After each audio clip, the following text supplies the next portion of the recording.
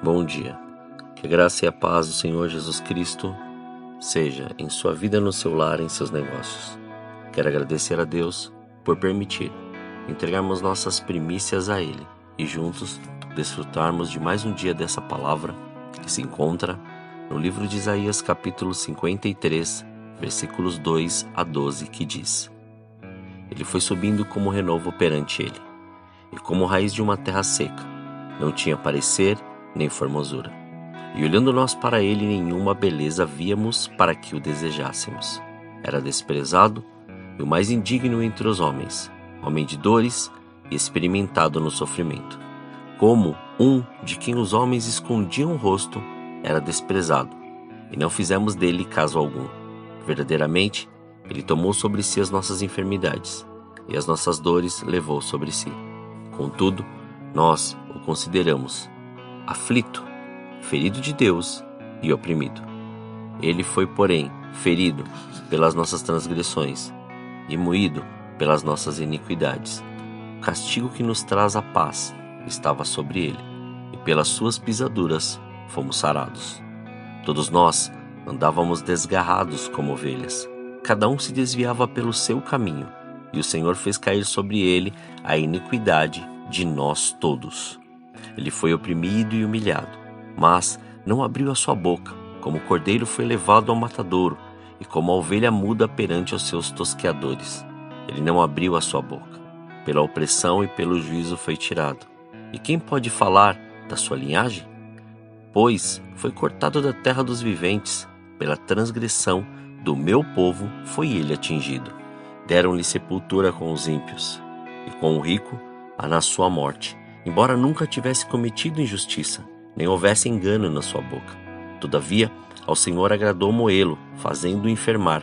Quando a sua alma se puser por expiação do pecado, verá sua posteridade, prolongará os seus dias, e a vontade do Senhor prosperará na sua mão. Ele verá o trabalho da sua alma e ficará satisfeito. Com o seu conhecimento, o meu servo, o justo, justificará a muitos, e as iniquidades deles levará sobre si.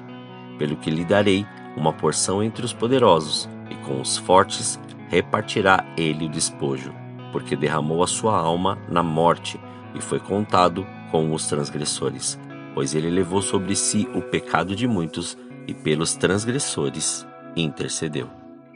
Ao meditar sobre os versículos deste capítulo de Isaías, que Isaías descreveu, só faltou acrescentar aquilo que está descrito no Evangelho segundo Mateus, capítulo 28, versículo 6, que diz: E ele não está aqui, já ressuscitou.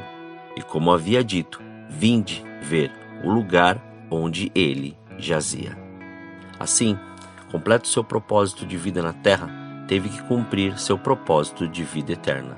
Assim, Jesus o fez. Mas isso me levou a refletir sobre o que ele deixou para nós, como ele marcou as nossas vidas.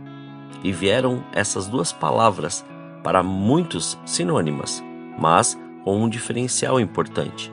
Ele nos deixou um legado ou uma herança, ou nos deixou os dois.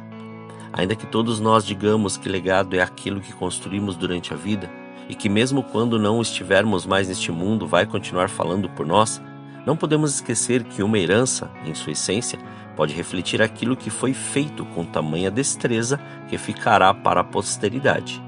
Gostaria que hoje você fizesse um pequeno exercício.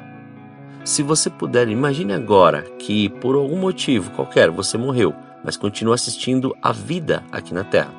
Por curiosidade, seu primeiro impulso foi assistir o seu próprio funeral. Você vê sua família chorando, amigos, parentes chegando, então resolve ouvir o que eles estão dizendo, afinal, estão ali por sua causa. Você começa a escutar comentários sobre você. O que você acha que seus amigos e familiares estão dizendo? Que você foi uma pessoa legal, que cumpria o que prometia, que foi um bom amigo, chefe, funcionário, parceiro, que estava sempre disposto a ajudar?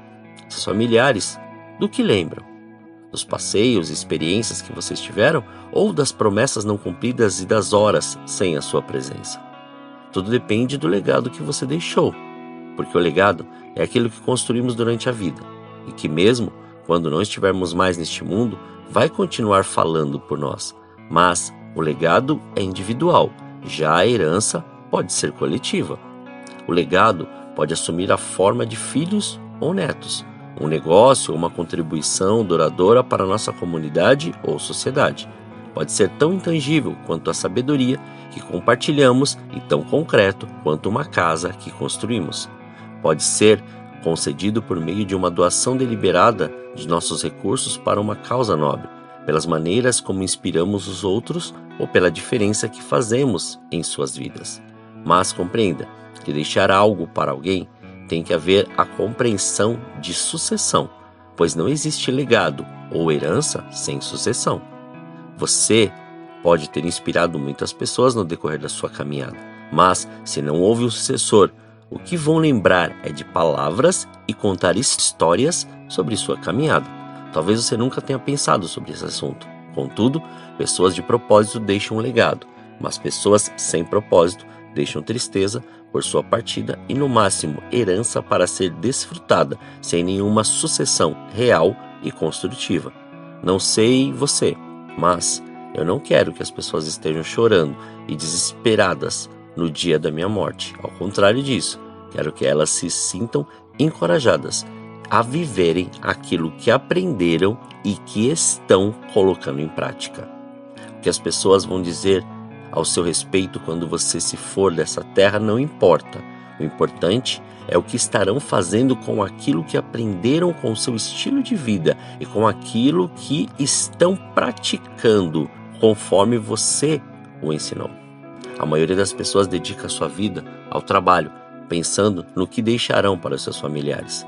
Normalmente elas querem trazer apenas segurança financeira para os seus filhos depois que elas se forem, mas grande parte dos filhos brigam por aquilo que seus pais deixaram como herança e isso acaba trazendo mais discórdia entre a família do que propriamente felicidade. Lutar por um objetivo, um ideal, vai ser determinante para que você inspire pessoas a lutarem não só por sua própria felicidade, mas sim para agregar valor na vida das outras. Isso é entender o seu propósito de vida. Ouvi uma vez que as últimas palavras de uma pessoa antes da sua morte são as mais importantes da sua vida. Quem tem propósito tem legado. Quem age dessa maneira gera sucessores, e quem deixa este legado, nem a morte pode pará-lo. Isso quer dizer que mesmo que a pessoa morra, todos se lembrarão do legado que ela deixou, porque foram gerados sucessores. Jesus Cristo é um exemplo claro disso, pois ele veio com um propósito à terra e deixou um legado que é lembrado por gerações, mas tudo porque ele teve sucessores que procuraram fazer aquilo que foram ensinados. Ele nos deu um legado, uma herança, e gerou sucessores que continuam sua caminhada. Quero encorajar você a construir um legado durante a sua vida, mas que gerem sucessores, pois legado sem sucessão será uma grande história para as gerações e não atitudes e comportamentos que transformam. Isso não será fácil. As pessoas vão desencorajar você, dizer que está louco, tentar te impedir, mas não tenha medo deles ou da morte. Tenha medo, sim, de não cumprir o seu propósito. Assim como aconteceu com Eliseu, viveu com a porção dobrada do poder de Deus que estava em Elias, mas não houve sucessão. Ainda que seu legado de profeta tenha sido notório, não houve continuidade. Você pode dizer: eu não sei o que fazer. Então, faça aquilo que você sabe fazer de melhor. Aquilo que é simples e você domina e tem se aperfeiçoado. Simples assim. Criar é deixar um legado e mais sobre o que você aprendeu ao longo da sua vida. Seu legado é a sua história pessoal. É aquilo que é natural para você fazer. Simples, porém com excelência, destreza e honra. Aquilo que é contínuo. Podemos inspirar outras pessoas a ver algo se concretizar? Sim. Nosso legado é uma combinação da maneira como vivemos todos os dias e o impacto que isso tem em nossos amigos, nossa família, nossa comunidade e no mundo. Além de como nos preparamos, também temos que saber como preparamos os outros para a vida sem nós. mas quero encorajá-lo com isso. Em cada momento de sua vida, você tem a capacidade de mudar a si mesmo e as pessoas ao seu redor de uma maneira profunda. Não importa o tempo, não importa o dia, não importa a circunstância, mesmo em meio a momentos de incerteza como nos dias atuais, em momentos que parecem fora do nosso controle, sempre há algo dentro disso: nosso propósito. O propósito é aquilo que guia o seu legado e te mantém firme em seguir naquilo que o Senhor te disse, sempre com clareza de gerar sucessores que darão continuidade àquilo que foram ensinados e forjados. Seja aquilo que o Senhor, Ele preparou para você nesse tempo. Oremos. Pai, nós te louvamos, nós te engrandecemos e te agradecemos. Pedimos, Pai, mais uma vez perdão a Ti pelos nossos pecados e transgressões. Consagramos tudo aquilo que temos e que somos diante do Seu altar, para que se cumpra e se estabeleça, Pai, o Seu querer, a Sua unção, a Sua graça e a Sua glória. Muito obrigado, Pai. Muito obrigado por este período, por este momento, consagrando, Senhor, tudo diante de Ti e tudo para que o Seu nome seja glorificado. Continue ensinando, Pai. Ensinando, Senhor, a vivermos através deste propósito. O propósito que o Senhor nos deu de vida, para poder levar vida para aqueles que estão hoje necessitados. Não levar, Senhor, conhecimentos que serão usados para que expresse ou ative o orgulho, a soberba, a arrogância, a ganância, Senhor, até mesmo a altivez. Mas, Pai, o conhecimento que vai gerar a simplicidade, a pureza, a humildade, vai gerar sim, Senhor, a direção, vai gerar o direcionamento, vai gerar o controle, vai gerar o domínio próprio, vai gerar sim, Senhor, a decisão, o propósito, a palavra, Senhor, de ordem. Mas, ó Pai, não mudará e não transformará o nosso coração.